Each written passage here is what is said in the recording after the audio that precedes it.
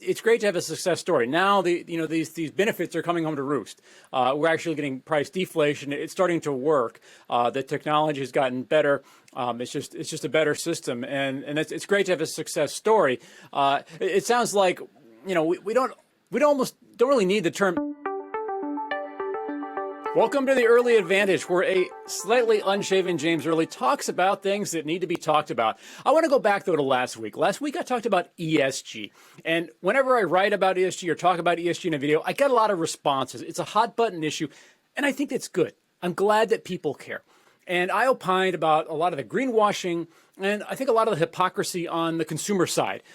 People who didn't like weapons or defense companies before now suddenly think they're ESG after Russia invaded Ukraine, and now they maybe needed to protect the free world, right? I'm not against that conclusion, but I'm against some of the hypocrisy. But watching myself, I think my pendulum swung a little bit too far in the negative end. I have never been against trying to make the world better with how people invest. I'm not one of the people who sat back and said, now look at ESG, coming under fire now. No, I'm not like that. In fact, at Motley Fool, I was one of the initial people trying to consider bringing ESG to the business. How do we change our investments? I do think it needs to mature, and I do think this identity crisis that it's going through is going to be fundamentally healthy, and maybe it as an ESG concept won't be it so much anymore. Maybe it's going to evolve or devolve or be something else. But I brought on someone today, someone who knows more, and someone who I automatically like, because he is a fellow James, and I tend to automatically like anyone named James. James Allen is our editor of Exponential Energy Fortunes and Exponential Energy Fortunes Private Reserve here at Southbank Investment Research, and he is someone who has thought a lot more about these things than I have, and we wanted to unpack this topic a little bit more. So first of all, James, thanks for coming on and helping me, someone like me, to sort this out. Yeah, my pleasure, my fellow James. I'm also a fellow unshaven James as well today, I have to say. Perfect. So I say me or someone like me because I think there are a lot of people watching this, James, who are, there are the people who feel the smug sense of victory that, ESG is now struggling. There are people who are with from the bottom of their heart want to do better in the world through their capital allocation and are just confused. I think in a weird way, we're all in this together figuring out ESG. And I mentioned to you before I push record, Deloitte was saying in a couple of years, ESG, more than half of actively managed funds may have some ESG mandate, which, at some point if everything is ESG, then what is ESG anymore? How do you read this? I mean, specifically, for example, a lot of people may say oil and gas is terrible. Oil and gas companies are going to hell. They're bad, blah, blah, blah. Guess what? You probably, drove with oil and gas to go shopping, or, if an ambulance came and took you to the hospital, it was burning fuel, right? We can't really escape this, can we? No, that's right. ESG means different things to different people. I personally sort of have started to hate the term, really. I think it's become so overused, it's almost sort of meaningless now. There's been a huge drive against oil and gas firms. A lot of it I do understand. But just in terms of the energy transition, we've got to recognise the importance of some of these oil and gas firms to drive energy transition, to drive the movement to net zero. We do need their balance sheets. We do need their massive capital outlay into renewables. A lot of them are making that transition from predominantly oil and gas firms into renewable firms. It's not going to be a transition that happens overnight, but they are driving huge growth in the renewables market. So, they might be screened out of any ESG portfolio. Actually, there's lots of opportunity at some of these so-called dirty firms, really, to really for the next stage of the renewables rollout. Really, I think there's a huge opportunity in some of these oil and gas firms. The biggest solar facility near me is owned by British Petroleum.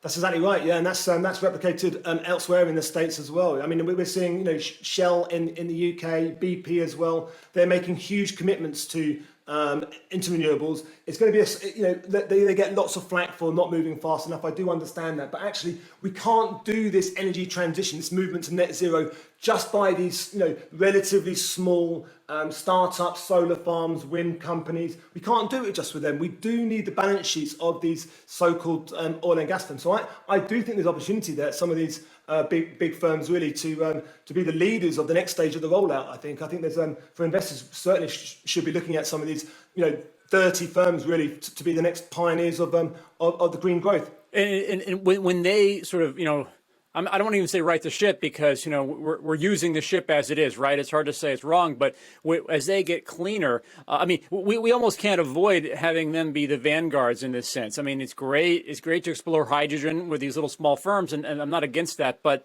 that's not nearly enough. And even with EV, I mean, even if, EV is 5% of the market, that's great, right? But that's still, 1 in every 20 cars. It's not that much. So it's almost it is impossible to imagine us moving towards a cleaner future without the big companies participating. That's right, and they are starting to participate. I mean, as I said, some of these, Shell have got big plans across Europe for an EV rollout. That they're actually starting. They have plans to become over the next 20 years a bit more of a utility actually than an oil and gas firm. And that's the movement we're liking to see. So I'm certainly not against investors looking at some of these dirty firms for growth, really in a net zero environment. I think there's lots of good opportunity out there. Yeah, we talked with Roger Mortimer. I had him on the show last week, actually, from KraneShares. He basically bases his, I don't know if we want to call it ESG or not, but his fund on transitions, not necessarily finding the very best absolute value, the cleanest, greenest company, but who's changing the most. And he says that's actually giving him the best returns, not just, it's doing good for the planet, but it's also academically giving the best returns too. That's right. And, the more these companies invest in renewables, the more costs actually will come down. They have an economy of scale, a real learning curve in renewables, which, we're not going to hit that, the cost decreases just by smaller hydrogen firms or solar farms alone. We need scale here. Yeah. And oil and gas firms can actually provide some of this scale to really decrease costs even further. So that's the great story now, I think, for the next, 5-10 years. We need to get these costs even lower than they are now. I mean, the costs have plummeted over the last decade or so. We have a bit of short-term inflationary pressure right now in the market, but really the long-term structural movement is down. And we get scale with some of these big, oil and gas firms, these dirty firms, moving into this market. I think those costs can come down even more. Let's talk about scale and costs coming down. The UK recently had an auction, energy auction, twice a year they have it. And if I'm reading correctly, the costs of renewables came down from last time, actually deflation. And you and I know that there are not many things that deflate in this world. The price of electronics is one example, but most things inflate, especially right now. So it's pretty amazing that's deflating. Can you walk through in a little more detail, because you know more than I do about what happened? Yeah, right. So the UK government, really to try and get our renewable industry up and running. We have a very successful renewable industry already, but just to scale it out a bit further, we hold twice or biennial government auctions, CFD auctions, where the government guarantees a minimum price of the electricity. So it's a reverse auction.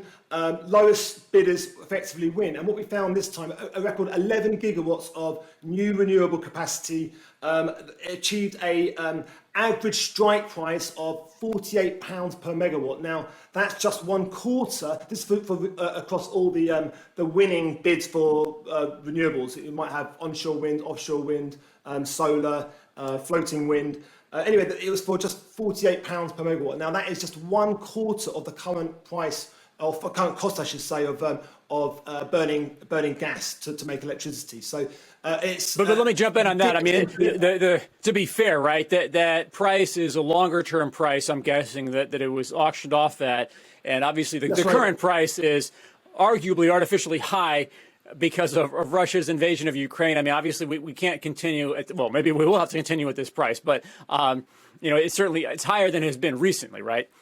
Yeah, that's right. So it's a 15-year contract. Mm-hmm. So this £48 effectively that was an average price. If the market price is going to be higher, so as in right now, so if these projects are up and running now, the market price is higher.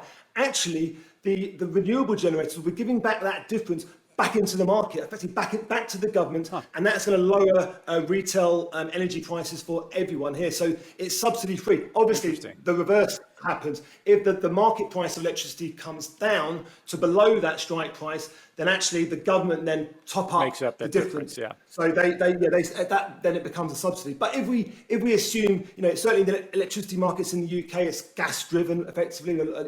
Still quite a lot of gas in the market. It sets the marginal price. If we assume that gas prices are going to stay high certainly for the short to medium term, and that all indications suggest that will be the case. Well, this is just a huge boon for the government, for retail, energy consumers.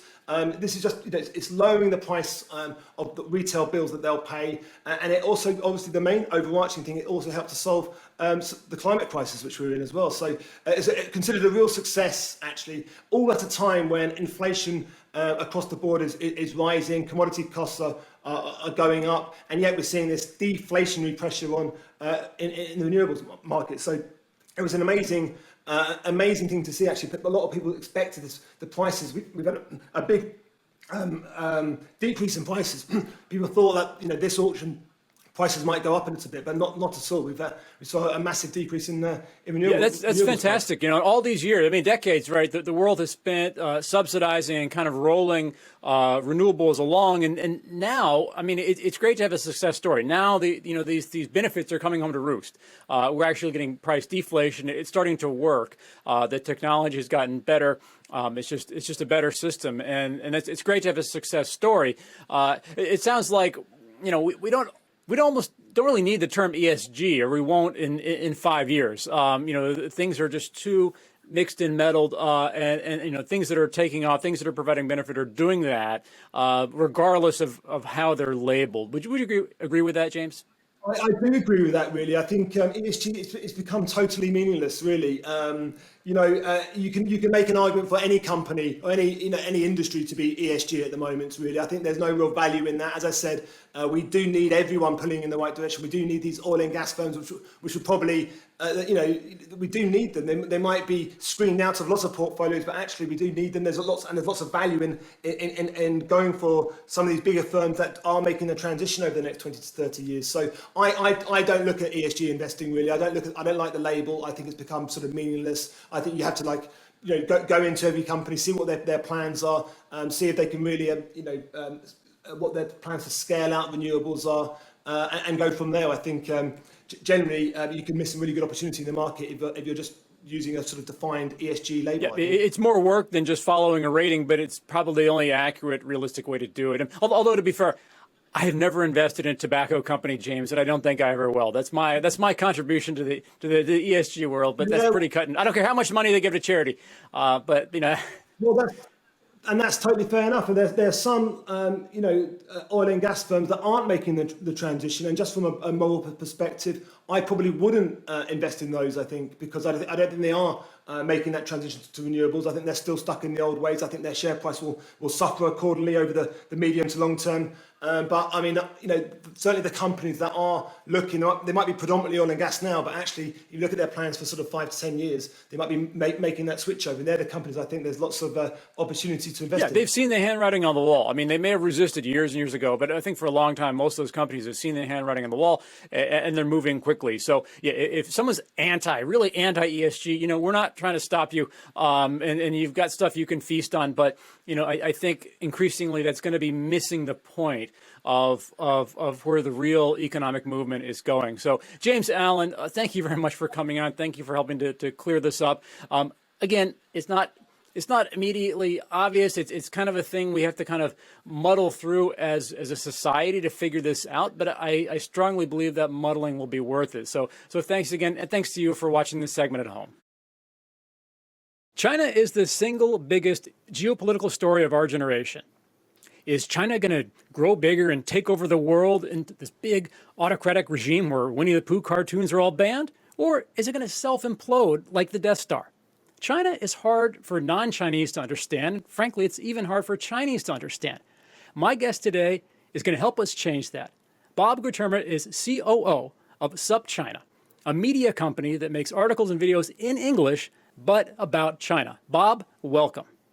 Thanks for having me. I'm excited to be here. Awesome. We're excited to have you. Let me start with a headline.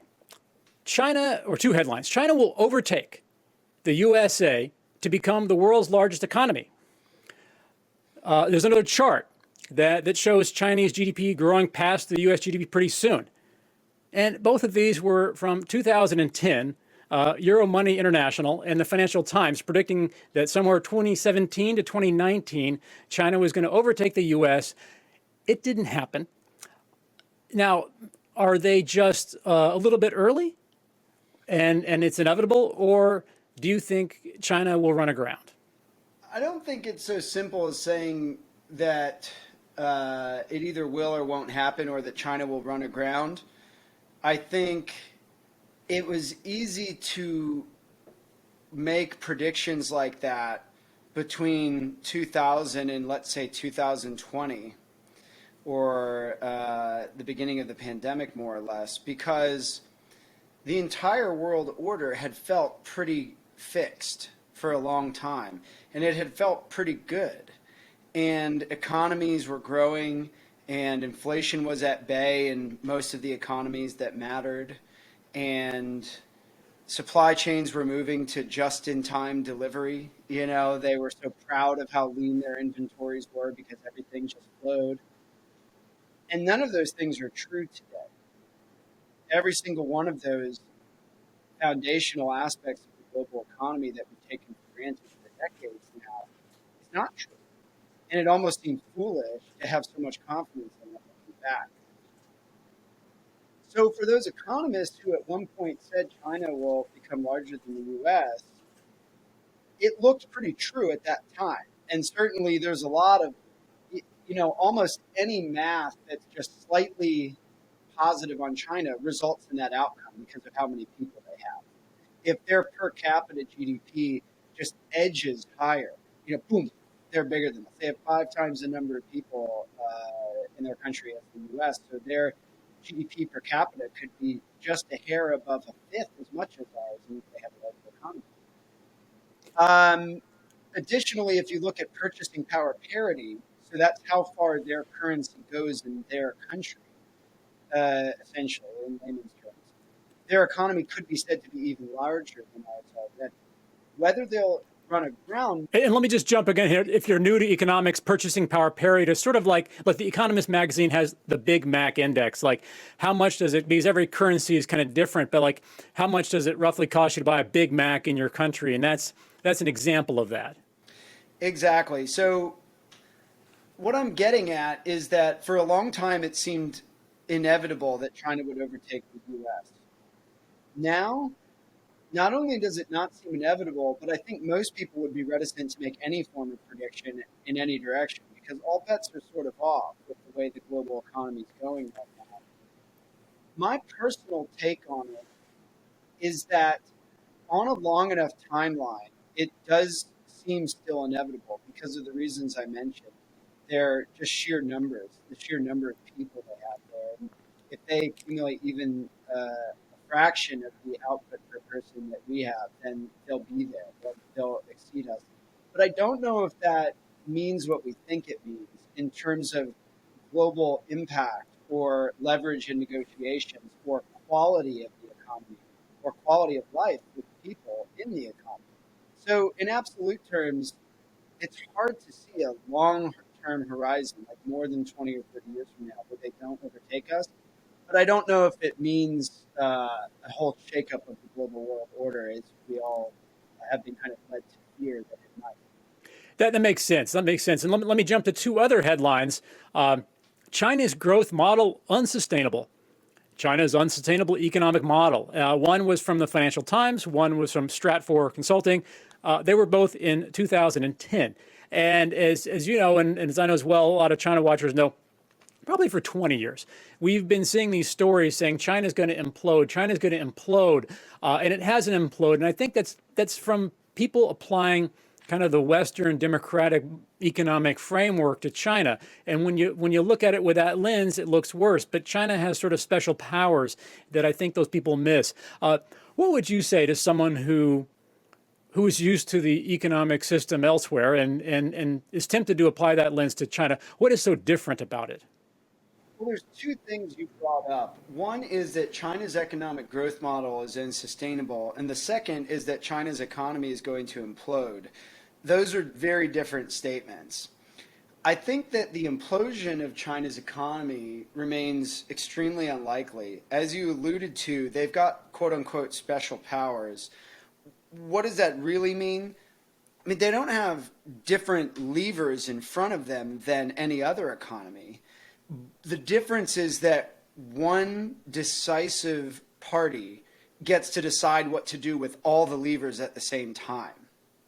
So where our Fed and our Treasury and our legislative branch and our executive branch and all of our state level decision-making structures and budgetary flows are all independent with some level of coordination, but by and large independent.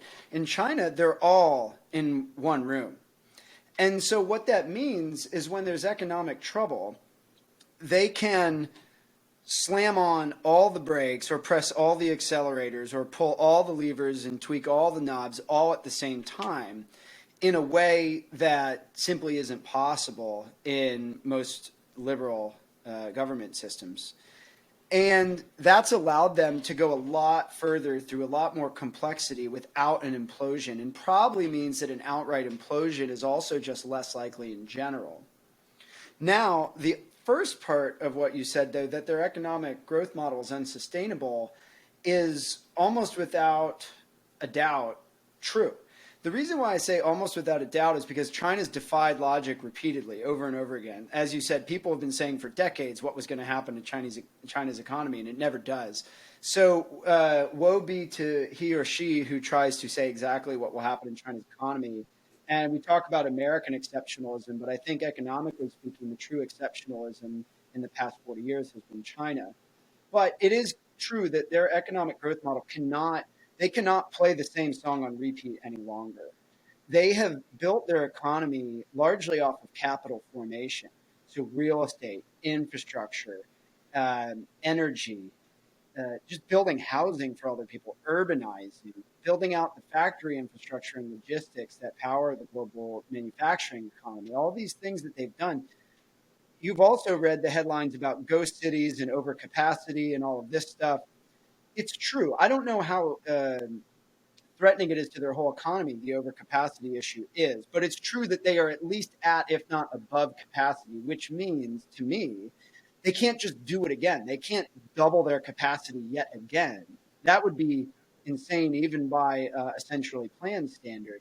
And so if most of their real economy these past decades has been fueled by construction and real estate and all the suppliers and workers and laborers that feed into that system, and they can't just do that again, you're looking at millions, if not tens of millions of people whose livelihoods at the very least won't be growing or thriving as they sort of just go to a steady state model of infrastructure development or capital formation, but may even reduce. And what are those people going to do next? You know, what are they going to do with all those people?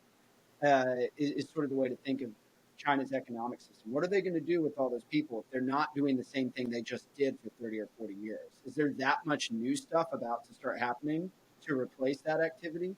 That's how I think about it. Yeah, you can only send so many people abroad to work on these, Belt and Road projects as well.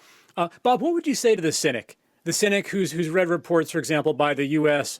Office of the Trade Representative that China buys $100 and something billion of goods and services legitimately from the U.S., but then ostensibly steals 500 to 600 billion more.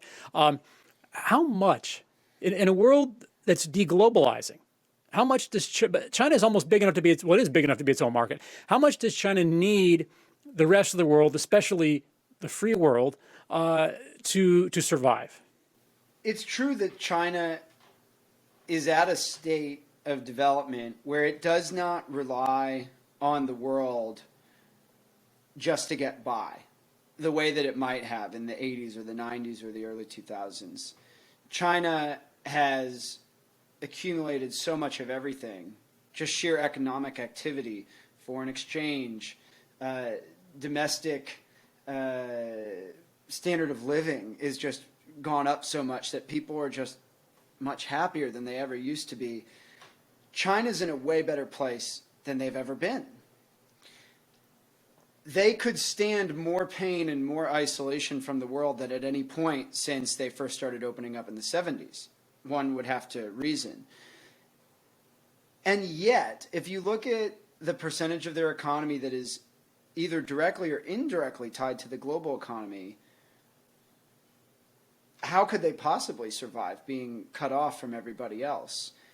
By the way, the same is true of the U.S. and Europe and every other country and region in the world. So it's not like anything that China's done wrong to be, quote unquote, dependent on the world.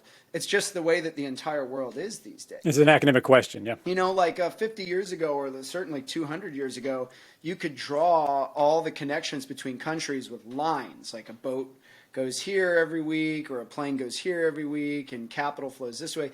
But you couldn't do that now. It would just be a blur. It'd be a mesh with no gaps between all the lines, because the relationship between all countries and all systems is just so tight.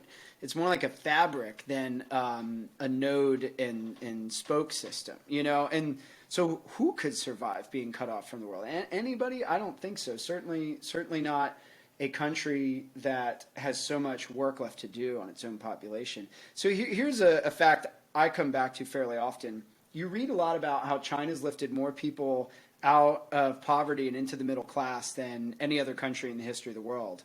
I think the official numbers are like 800 or 900 million people, so 3 United States is almost.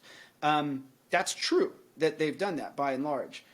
What we forget is that means there's still like 500 million people that haven't been pulled up yet. And waiting in line, yeah. When you think about the amount of development and work that lies ahead of the Chinese government and the Chinese nation, it's immense. And so let's just say that a complete closing off to the global economy would only hit China by 20% to their GDP. I mean, I don't see how it couldn't be more than that once you factor in all the network externalities of technology and capital flows. But let's just say it was just a cool 20% right off the top. I mean, that's a crisis level figure, but it's a really crisis level figure when you consider like that they didn't need to just stay where they were. They also needed to go 30-40% above where they are right now to get that last tranche or two of people up into a copacetic equilibrium for the long run of their internal stability.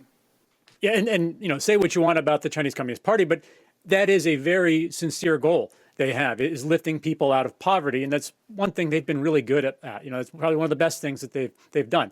Bob, we're running short on time, so let's do a quick lightning round. All different topics. Not going to hold you these in a formal sense. It's just kind of fun. Okay, so no pressure. But number of expats from democratic countries living in China in 5 years, up or down from now? Down. Down. China's trade with the U.S. and Europe on a percentage adjusted basis in 2 years, up, down, or same? Up. Up. All right. Quality of Chinese food in Chinese restaurants outside of China in 2 years, getting better, getting worse, the same? Getting better. It's hard. Getting better, an optimist. For those who don't know, the food in many Chinese restaurants is not in the West is not real. It's akin to real Chinese food in some ways, but it's not like really real Chinese food. So those who spend a lot of time there certainly tell the difference. And Bob, I know you've lived in China for 9 years. In case somebody's watching this and seeing two Caucasian males talk about China, you do have a lot of street cred, certainly a lot more than I do. So Bob Guterma, COO of SupChina, thank you very much for joining us, and thanks to you for watching at home. Thanks, James. It was a good conversation. I look forward to doing it again sometime. Absolutely. Hi there, I'm Brian Christopher. Wish lists are important. When you set a goal, you then strive to achieve it. Similarly, in investing, we often look for a particular setup to buy a stock. When that scenario occurs, when a stock setup meets your goal, you buy. However, you should determine in advance what you want to buy. That's your wish list. And here's the setup for this week's list. Politicians make energy policy. They often do this based on their hopes. But as some of you have heard me say, hope is not an investment strategy. You see, Many in the world want green energy to be a larger part of our energy production mix, but we're not there yet. We have to transition to that point. And while we're making progress, we can't switch in an instant. For example, just saying 30% of cars will be EV by 2030 isn't a plan, it's a hope. In some parts of the world, our hopes that energy will become greener has reduced our focus on and our investments in old school energy production. US President Biden recently visited Saudi Arabia. The first quote you see here was from a Saudi minister. The other is from the CEO of one of the largest energy companies in the world. Both are bullish for a particular type of stock. Many parts of the world have seen gasoline prices spike recently. Refiners make gasoline from crude oil. In addition to gas, crude can be refined into things like propane, jet fuel, diesel fuel, etc. The prices of oil refiners tend to move with the crack spread. This is the difference between the price of crude oil and the products refined from it. To calculate the spread, you subtract the price of oil from the value of the products. The greater it is, the more money refiners make. Here you can see the price of PBF energy, that's the white line, versus the crack spread. The prices of refiners like PBF are coming back down a bit. The price of PBF is strongly correlated to the crack spread. We want to buy when the spread is rising. In this image, you can see the spread bottomed on 6 July. It's back up, but it's too early to tell if this is a confirmed uptrend. Once you confirm the rise in the crack spread, you can buy stocks that benefit from it.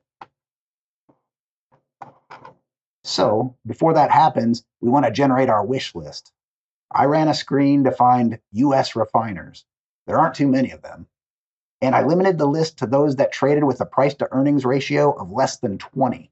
I was looking for those names that are cheaper than their peers, i.e., those that generate the most earnings relative to their market cap. The initial search returned 11 names. I then removed the names of companies that don't refine oil. The excluded names included companies like gas stations that only market or distribute products. This was the result. This is a great starting point. All 4 of these names tend to move with the crack spread. You can see the largest 3 names are big companies. Phillips 66, ticker PSX, Valero Energy, VLO, and Marathon Petroleum, MPC. They all have $40 billion market caps. That puts them in the top half of the S&P 500 index by market cap. These 3 names pay a dividend, the least of which is 2.7% today. They all tend to increase their dividends as well. PBF Energy is smaller. It also gets the highest percentage of its revenue from refining, so it could pop the most when crack spreads resume their rise. FYI, I generated this list using Bloomberg, but there are other screeners out there as well. For example, FinViz, TradingView, Zacks, Yahoo Finance, among others. Your online broker likely offers one as well. So, the US has been slow to build new refineries. This is good for the refineries that exist. They basically have no competition. As always, though, more work is required with these investments. We generated this list to help us know what we may want to buy when the time is right, but we can't confirm it's right now. So you'll have to do so in the future. I don't know if any of these ideas will officially become recommendations in my service, which is called Follow the Money, but I wanted to show you how to think about generating a wish list. If you like this video, let us know, and we can create more using different assumptions. Thank you.